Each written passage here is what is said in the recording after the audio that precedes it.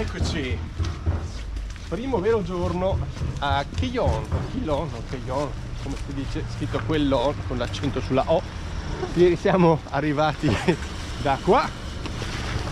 Ora siamo ancora qua. Stiamo girando un pochettino.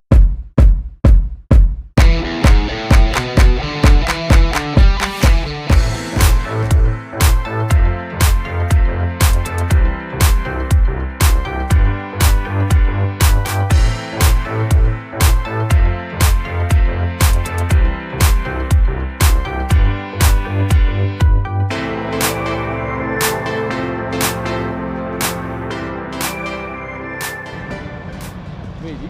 Usano queste barchettine qua per arrivare fino a quella barca lì più grande, poi attaccano la barca dietro quella lì grande e vanno.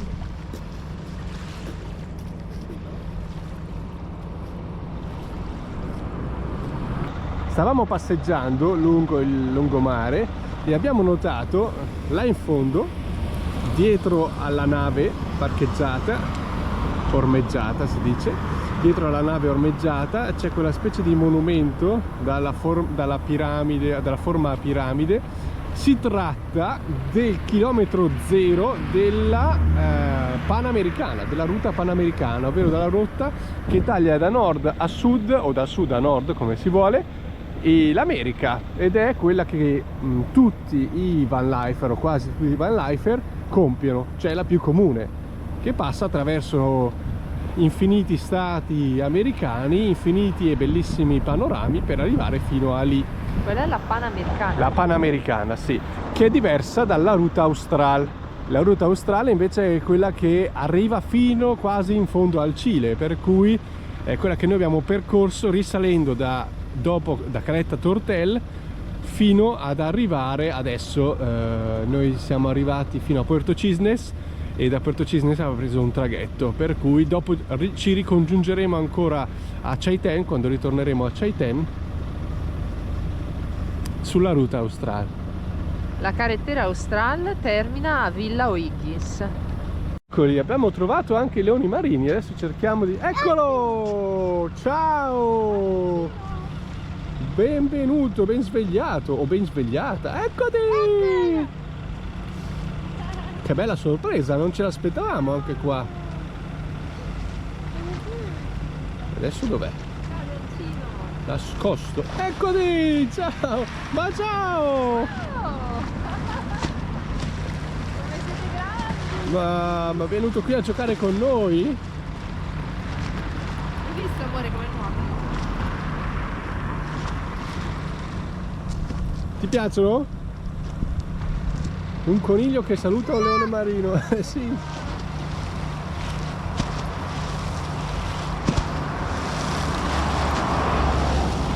Ciao!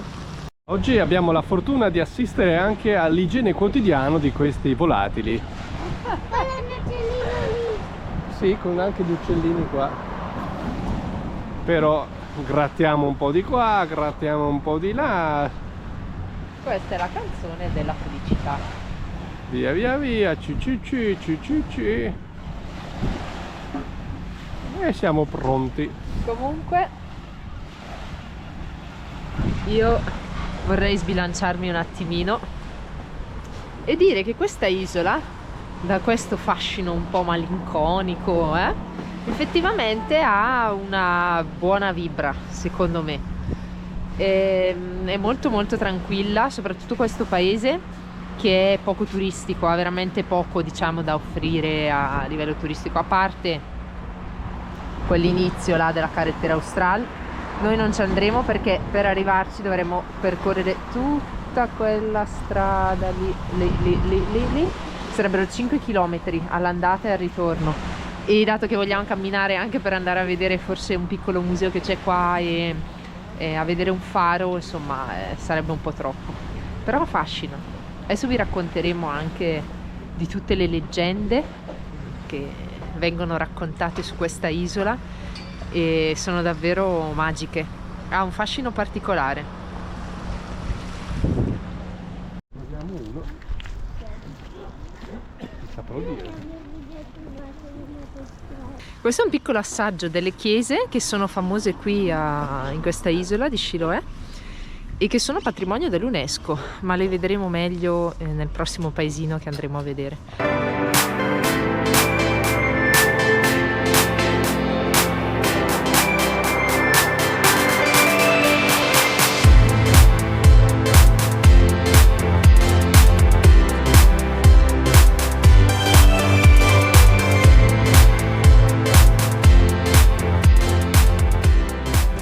Passiamo nella parte popolare, bellissima, meravigliosa. Popolo commerciale.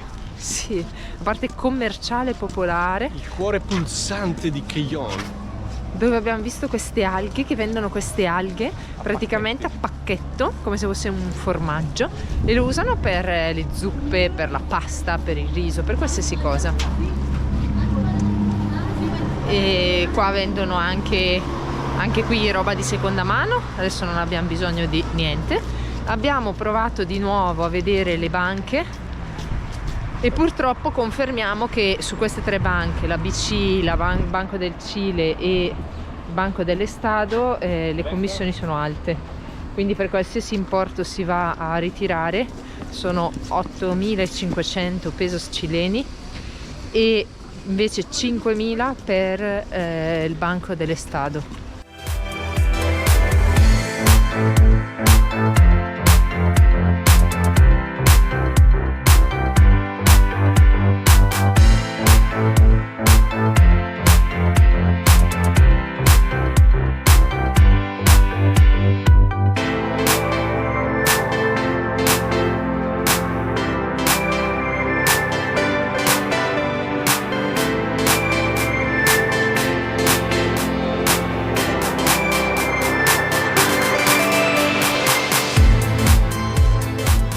Elena dice che qua è tipico fare questi cesti qua. Sì, l'isola di Keyon è famosa per i cesti, lo fanno da tantissimi anni. E anche la lana tradizionale, bellissimo.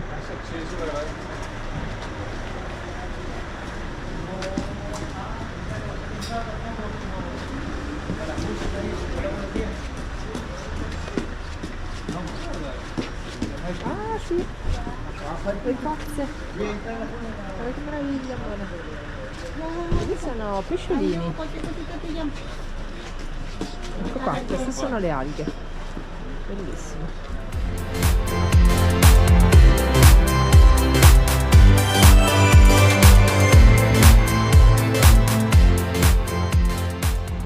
Ecco appunto queste statue che rappresentano l'economia, no? Su cui si basa questa isola, e quindi la lana e anche, come dicevamo, dei cesti che vengono fatti artigianalmente.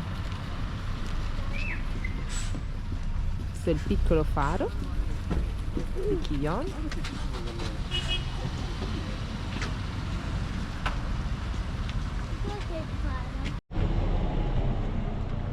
Allora, abbiamo notizie riguardo ai popoli, agli indios, loro chiamano così, che abitavano in questa zona.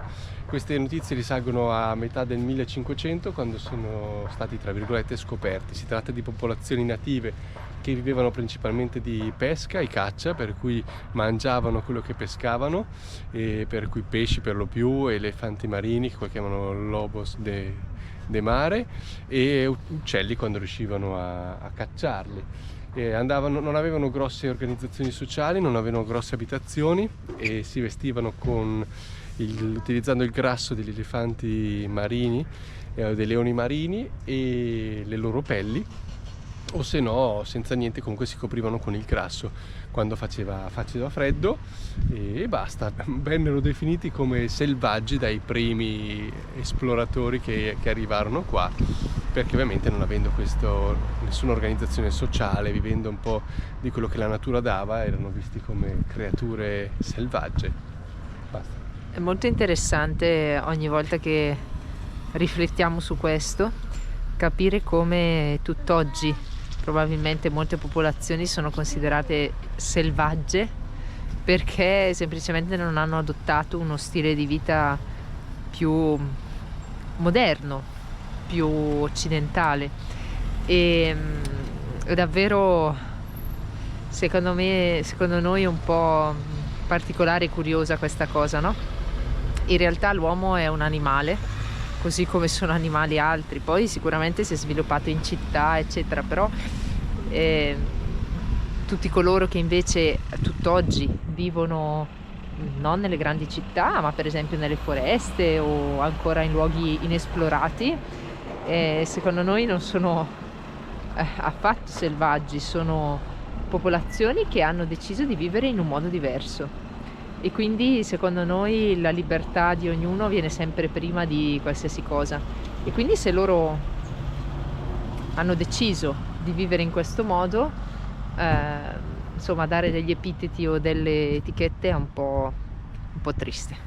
Esperimento scientifico. Proviamo a far funzionare questa vecchia locomotiva utilizzando un nuovo tipo di legno. Rebecca, vai dentro. Vai dentro. Povera Rebecca. Dimmi cosa c'è, guarda dentro. Spazzatura.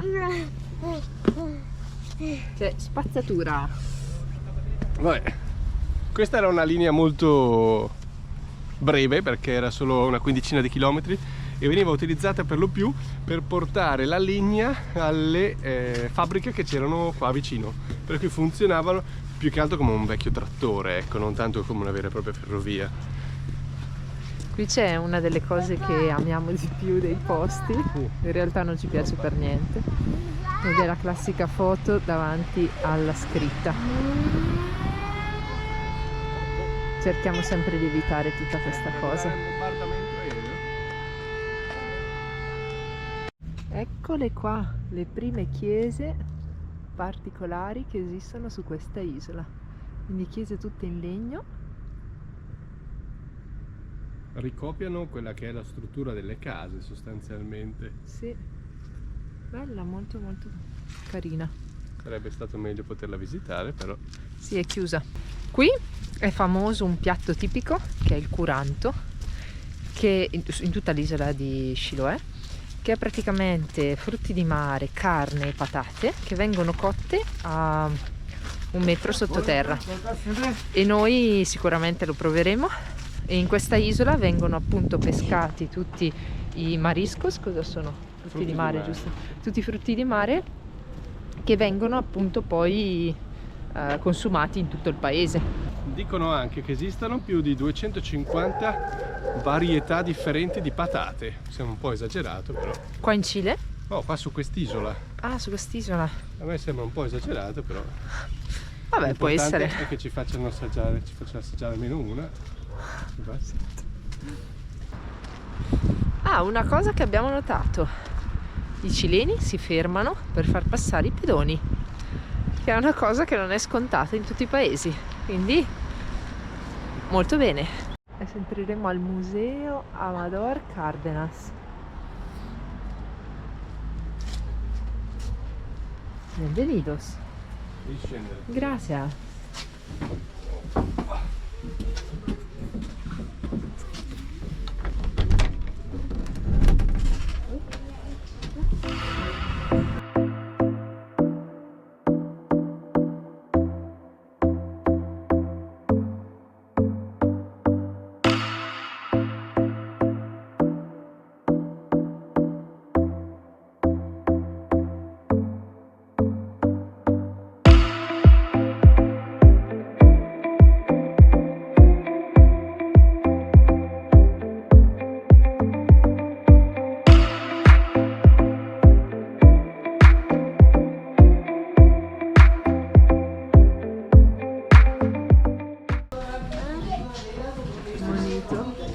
Jabalì, è un cinghiale. Questi sono invece delle volpi. Questo è un kudu. Il kudu è... Eccolo là, tutto qua. Guarda che carino questo. È un leopardo piccolino, Rebecca, hai visto? Questo? Un leopardo piccolino. Quello di questi animali. C'è. Sì. No, non c'è qua. Guarda il pinguino, amore, il pinguino in Magellano. Una tartaruga. Tartaruga.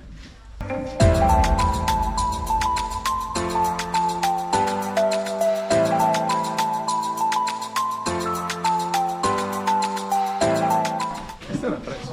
Rebecca, con queste si scrivevano i libri. Si mettevano i caratteri prima di queste e poi si girava forte forte forte e si schiacciava una pressa.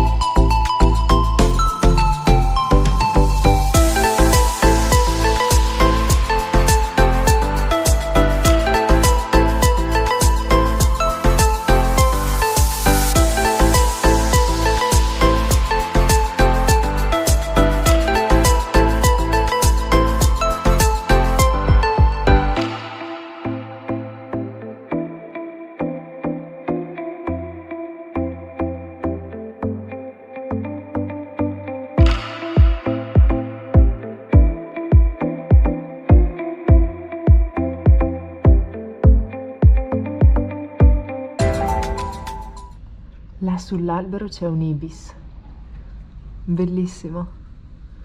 L'abbiamo già visto in Brasile e lo rivediamo anche qua a Chiloé. Intanto ci prepariamo per il tramonto. Rebecca mangia patatine nel nostro ostello. Mamma, la polizia. C'è la polizia. Un altro ibis? Dove, amore? Eccolo, è vero, che meraviglia! Una festa. C'è una festa su quell'albero. Mamma, Draghi. Adesso uno spotto. Proviamo a uscire. Tanto la temperatura sarà uguale.